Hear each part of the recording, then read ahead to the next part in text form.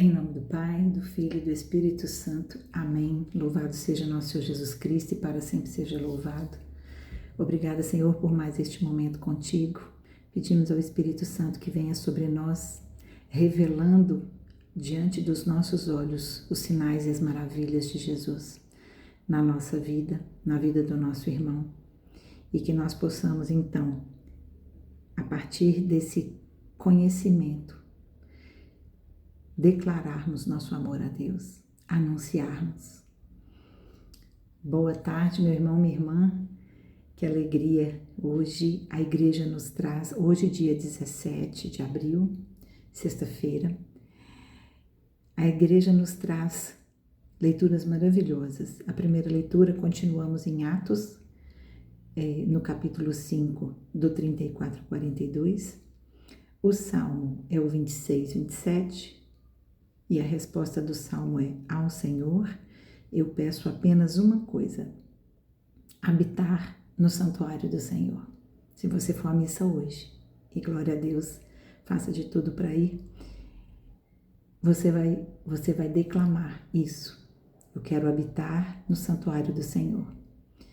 E o Evangelho está em João 6, do 1 ao 15. E o Espírito Santo deixa muito claro, não teve nem como recusar. O Espírito Santo hoje nos diz: do pouco, Deus faz muito. E é muito claro, né? Especialmente o Evangelho, não tem como recusar essa grande verdade. E aí, então, na primeira leitura, tá naquela leitura ainda da obediência a Deus, né? E nessa passagem, o que eles fazem, o que o grande conselho vai fazer com os seguidores de Jesus que estavam presos, causando tumulto, né? Já tinham sido soltos pelo anjo, né? E aí, então, eles estão discutindo o que vão fazer com eles. E aí, então, já com os condenados fora da sala, né? Gamaliel se levanta. Gamaliel, ele é do grande conselho, muito respeitado, muito bem recomendado, né? Antes do apóstolo Paulo se converter, Gamaliel que era o mestre dele, que ensinava tudo que os judeus precisavam saber, e ele era em alta conta disso, né? E então Gamaliel pede a palavra e fala: já apareceram pessoas aqui fazendo estardalhaço, sendo seguido por pessoas, se dizendo especial, se dizendo grandes e com discursos inflamados, né? Ele cita 2 exemplos. Para quê? Isso é uma forma tão interessante, né, de convencimento. Antes de eu falar o que eu quero, eu dou exemplos para que quando eu fale o que realmente eu quero, seja melhor compreendido. Então ele fala: olha, esses aí, eles vieram e tinham seus seguidores e se achavam muito importantes e anunciadores, mas quando eles morreram, esse povo se dispersou. E aí então ele fala: e se nós então libertássemos esses homens que estão aqui como seguidores de Jesus? Gamaliel sabia que o Messias viria, mas ele naquele momento ele não reconhecia Jesus como o Messias, né? Então, com muita prudência, sabedoria, né? Abertura ao mover de Deus, isso é importante a gente ver, discernimento, né? Ele sugeriu então que soltasse os discípulos de Jesus, porque se fosse, e aí ele fala, né? Se for da obra dos homens, eles vão se dissipar, porque Jesus já tinha morrido. Então, não tem mais aquele que direciona, o líder. Sem o líder, eles iam se dissipar se fosse obra de homens. Mas se fosse obra de Deus, aí ele fala: se for obra de Deus, não podereis desfazê-la. Se for obra de Deus, vai acontecer. E ainda pergunta, e vocês querem desagradar a Deus? Então, é um acolhimento, né? Uma reflexão que colocou eles assim, à prova, né? E ele agiu com prudência, ele agiu com discernimento, né? Bem aberto e temente às coisas que são do propósito de Deus, né? Então, eles aceitaram, chamaram os discípulos de Jesus que estavam presos, e ali eles foram açoitados e libertados com o dizer que vocês não podem pregar em nome desse Jesus. E aí então eles para ser exemplo para nós, né? A palavra diz, eles aceitaram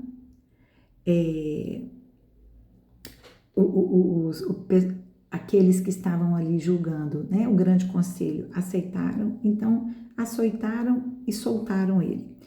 E aí, quando eles saíram, eles ficaram com profunda alegria.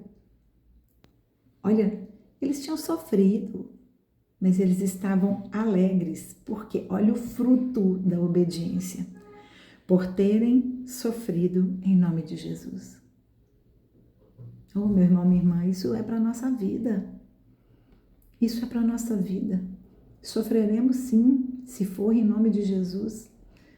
Vamos ter nossas tribulações. A palavra nos diz, teremos aflições, mas confia. Eu venci o mundo, Jesus fala.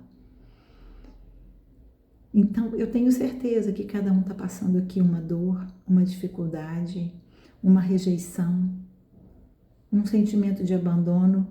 São sentimentos que o mundo coloca como se fosse uma sentença na sua vida.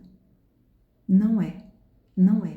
Quando a gente entende que tudo que tem nos acontecido é uma sentença, a gente sai do caminho. Ou melhor, a gente para. Parar é muito pior do que sair. Porque você sabe o caminho que está e não anda, né? Então, esse exemplo é muito maravilhoso. É a alegria de terem sofrido por Jesus. A sua dor hoje, meu irmão, minha irmã, entrega. As tribulações que você está passando hoje, que eu estou passando hoje, eu quero entregar a Deus. Por quê? Porque se esse sofrimento que estou passando for em nome de Jesus, eu declarar que é em nome dele, tudo vai valer a pena, porque sinais, tudo isso são sinais do mover de Deus na nossa vida. Então aí eu te pergunto, né? Quando a gente fica assim, mas o que eu tenho que fazer? Eu tenho que tomar uma decisão. É de Deus ou dos homens? Né? As coisas que vêm de Deus nos dão paz. As coisas que vêm dos homens nos causam aflição. Então, se você está diante de uma decisão e a resposta te deu ansiedade, não foi em nome de Deus. Se te deu aflição, não foi, mas se te deu paz e você entendeu como resolutivo, está em nome de Deus. E você não sairá da missão, como um chamado, por exemplo, né? E eles então saíram com alegria e continuaram a missão.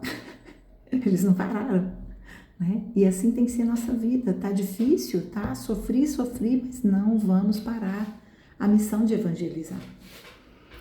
E aí o evangelho, por isso que o Salmo fala, eu só peço uma coisa, habitar no santuário do Senhor. Eu quero que minha vida esteja sempre conforme a vontade de Deus. Eu vou errar, mas eu quero que esteja, eu peço ao Senhor que nos corrija rápido, para a gente não ficar perdendo tempo. Acho que nós já perdemos tempo demais. Você já perdeu tempo demais? Eu já perdi tempo demais. Não tenho mais tempo para perder tempo. Eu quero estar na presença do verdadeiro amor, todo momento. E o Evangelho vai falar de uma passagem muito linda, que é a multiplicação dos pães, né? Jesus estava naqueles momentos de pregar, e aí uma multidão muito grande já o seguia, então ele subiu o monte para poder acomodar aquele povo. Então todos se sentaram diante deles, né? Subir ao monte é buscar estar na presença de Deus, né? Para Moisés foi assim, era para Jesus e outros também na Bíblia que subiam ao monte para orar, né? E aí, então, diante daquela multidão, Jesus, que é de um senso de humor maravilhoso, né? Diante do cego, ele pergunta para o cego: o que você quer ver? O que você quer? O que você quer? O cego tem que declarar: eu quero enxergar, né? Jesus sabe. É claro que ele sabe, ele não precisa perguntar, mas ele precisa pôr à prova se eu confio que é ele que vai fazer a obra na minha vida, entendeu? E aí, então, mais de 5.000 estavam ali diante dele, eles sentaram, e aí Jesus então pergunta, né? Como vamos comprar pães para alimentar esse povo todo? Ô, gente, você acha que Jesus não sabe? Claro que sabe, mas ele queria a declaração, o testemunho, né? E ali eles ficaram, nossa, mas nem 200 moedas vão ser suficientes, né? E aí então tinha, a palavra fala, uma criança com 5 pães e 2 peixes. E aí então Jesus, diante disso, que era tão pouco, primeiro, a criança deu tudo o que tinha. Essa parte a gente às vezes não pensa, mas a criança era tudo que ela tinha. Ela deu tudo que ela tinha para Jesus. E aí Jesus pega o pão, dá graças. Olha aí o prenúncio da Eucaristia, né? O prenúncio da graça, da bênção eucarística, né? Ele dá graças e manda eles distribuírem. Depois ele pega os peixes, dá graças e eles distribuem. Daí, todos foram alimentados enquanto eles quiseram comer, né? Enquanto quiseram comer. Jesus sabe nossa necessidade. Ele sabe do que nós precisamos. E a graça dele é sinal do amor dele por nós, né? E é tão bonito porque quando ele dá graças, ele está dizendo: eu te amo e quero partilhar com você o meu amor. Amor e partilha são os modelos do rei que a gente tinha ali na frente deles, que eles tinham. É um rei que ama, dá graça e partilha. Eu tenho dado graças na minha vida, nem por tudo.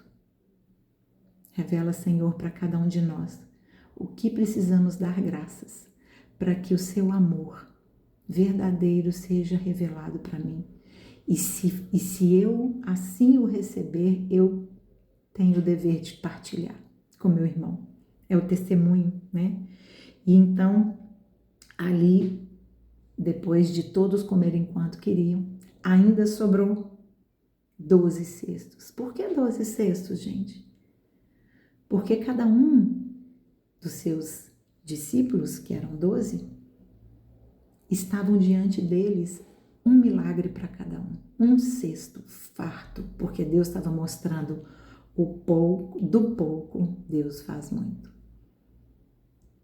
Do pouco que aqueles homens tinham na primeira leitura, aprisionados, violentados, eles faziam muito, que era anunciar em abundância a palavra de Deus. E aqui, dos 12 cestos que sobraram, como prova de Jesus, para dizer para cada um: eu te conheço e eu sei a sua necessidade, e o que é seu, ninguém vai tomar. O que é seu, ninguém vai tomar. Se for possível, repete isso aí. O que é meu, ninguém vai tomar. Por quê? Porque Deus dá para todos. Eu posso não estar pronta para receber, mas o que Deus quer me dar, outro não vai tomar. Então, que a gente se prepare, né, para receber as graças de Deus. Jesus, então, depois daquilo tudo, né, todos viram mais de 5.000. Ele, então, se afasta, porque, né, a multidão, ela não é fácil, e se retira sozinho para o monte. Então, é uma coisa que a gente precisa pensar. Tem momentos em que a gente está, às vezes, no holofote, numa pregação, numa oração, está em destaque em alguma coisa. Eu não posso me enganar com isso. Não posso. Se Jesus se retirou sozinho e foi para o monte, ele então foi se recolher, aquele que é o verdadeiro provedor de todas as graças. Então, meu irmão, minha irmã, do pouco Deus faz muito se o honrarmos, se tivermos a humildade de reconhecer que não somos nós, mas Ele. Porque tudo que queremos é aquilo que vem de Deus e que Ele nos afaste das coisas que vêm dos homens. Consagre sua vida, seu trabalho, seu alimento a Deus, porque do pouco Deus faz muito. Ele é abundante. Glória a Deus por essa palavra, porque Jesus nos alimenta em abundância todos os dias. Em nome do Pai, do Filho e do Espírito Santo. Amém. Nossa Senhora de Lourdes, rogai por nós.